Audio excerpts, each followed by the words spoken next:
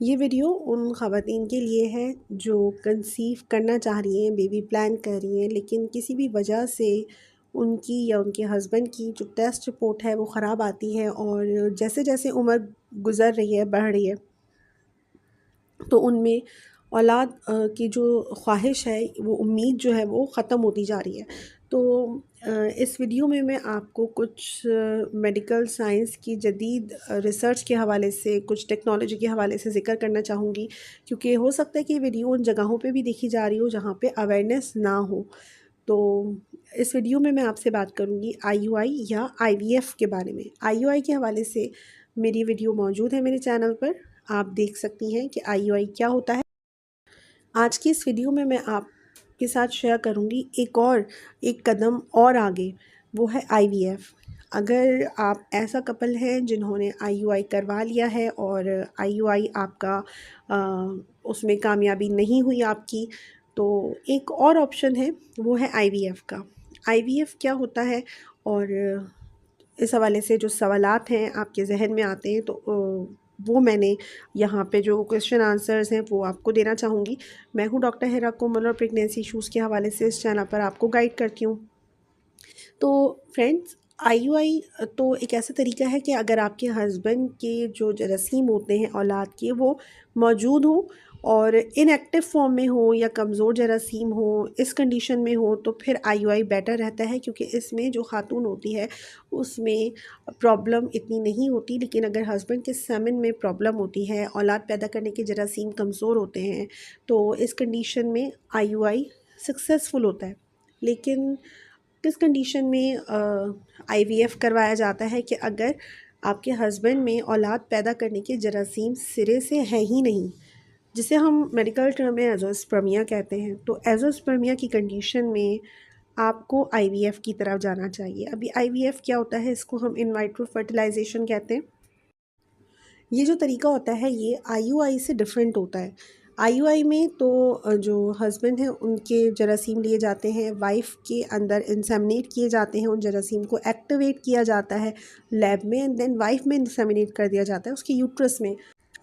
इसमें वाइफ़ जो होती है आईयूआई में, वो एक्टिव होती है या उसमें औलाद होने की जो सलाहियत होती है वो चांसेस ज़्यादा होते हैं। लेकिन आईवीएफ में क्या होता है, हस्बैंड और वाइफ़ दोनों के जो औलाद पैदा करने के जरासीम हैं, उन दोनों को से वो लिए जाते हैं जरासीम। दोनों कपल्स जो हैं उन दोनों को बुलाया जाता है, फर्टिलिटी सेंटर्स होते हैं शहर में, वहाँ पे ये प्रोसीजर होता है, बाकायदा प्रोटोकॉल होता है, दोनों के कुछ टेस्ट होते हैं।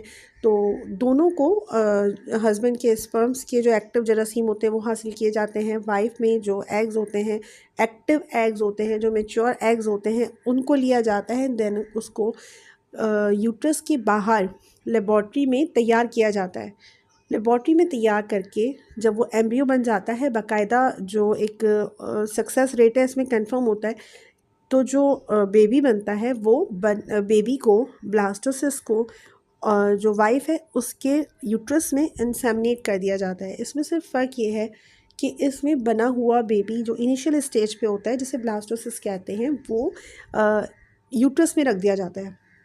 जबकि आईयूआई में क्या होता है कि डायरेक्ट हस्बैंड के स्पर्म्स को इंसेमिनेट किया जाता है, लेकिन इसमें बाकायदा बच्चे को बनाकर जो खातून होती हैं, वाइफ़ होती हैं, उनके यूट्रस में इंसेमिनेट कर दिया जाता है। तो ये इस तरीके से जो सक्सेस रेट्स हैं ये बहुत ज़्यादा हाई हो जाते हैं आईवीएफ के। अच्छा, दूसरा सवाल ये है कि आईवीएफ कितना कॉस्टली है, पाकिस्तान में हो या इंडिया, बांग्लादेश में। आईयूआई का जो तरीका है ये बहुत कॉमन है और इस हवाले से मैं प्रीवियस वीडियो में बता चुकी हूँ कि आईयूआई कोई ख़ास आपके बजट पर कोई ख़ास असरअंदाज नहीं होता। लेकिन जो आईवीएफ है, जो मज़ीद एडवांस टेक्नोलॉजी है, ये फ़ाइनेंशली आपको इसमें स्ट्रॉन्ग होना पड़ेगा, क्योंकि इसमें काफ़ी सारा जो आपका अमाउंट है वो लगता है। जितने भी लैब टेस्ट होते हैं, प्रोटोकॉल्स होते हैं, लैब में बेबी को प्रिपेयर करने के जो प्रोसीजर होता है, इन सब में आपको फाइनेंशियली स्टेबल होना है, क्योंकि जो लोग फाइनेंशियली स्टेबल नहीं होंगे तो वही अफोर्ड नहीं कर सकते हैं। तो ये अवेयरनेस जो है वो ज़रूरी है देनी।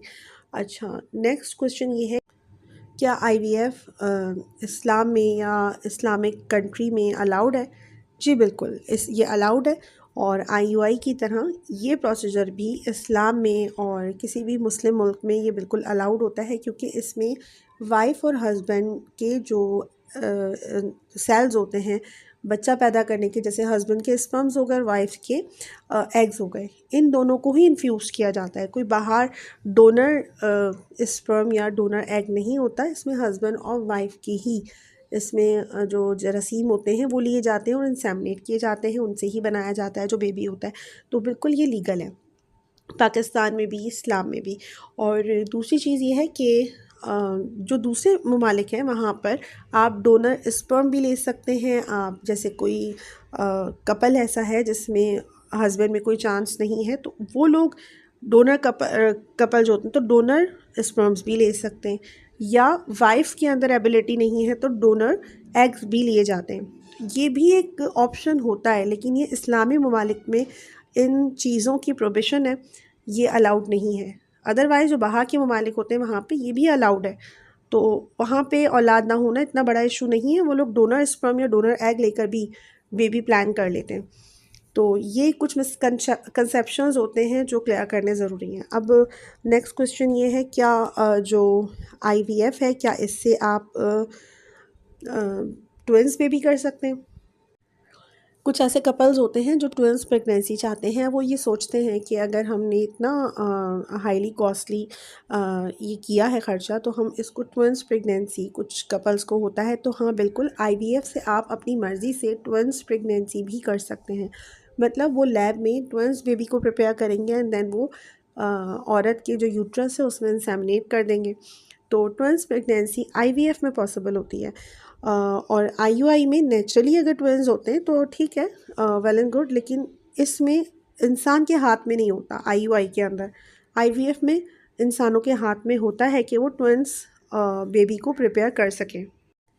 इसमें जो IUI में प्रोसीजर यूज़ किया जाता है यूट्रस के अंदर इंसेमिनेट करने के लिए, सिंपल वही तरीका यूज़ होता है। सिर्फ फ़र्क ये है कि IUI में हस्बैंड का स्पर्म्स डायरेक्ट इंसेमिनेट किए जाते हैं, लेकिन IVF में एम्ब्रियो या ब्लास्टोसिस्ट को इंसेमिनेट किया जाता है, यूट्रस में रखा जाता है एंड देन वो जो सक्सेस रेट होता है वो बढ़ जाता है। तो दोस्तों ये बातें जो बे औलाद जोड़े हैं उनके हवाले से, उनके ज़हन में जो क्वेश्चंस थे उस हवाले से थी। अगर आप एक खातून हैं तो मेरे चैनल को सब्सक्राइब कर लें, क्योंकि इस चैनल पर मैं प्रेगनेंसी इश्यूज़ के हवाले से आपको गाइड करती हूँ। मेरी दुआ है कि आप में से जितनी भी लेडीज़ बे औलाद हैं, औलाद के लिए कोशिशें कर रही हैं, अल्लाह पाक आपको नेक और सालेह औलाद अता फ़रमाए।